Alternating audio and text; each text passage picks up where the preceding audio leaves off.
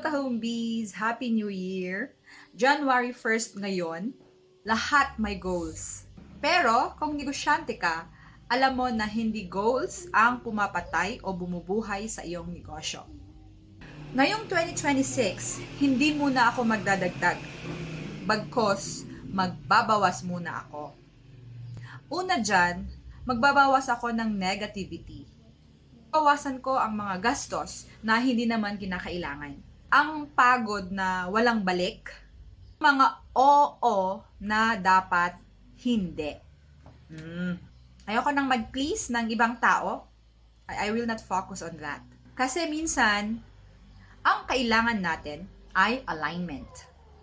Kung pagod ka last year, tulad ko, ako namang magreklamo, baka sobra-sobra din lang ang yung dinadala.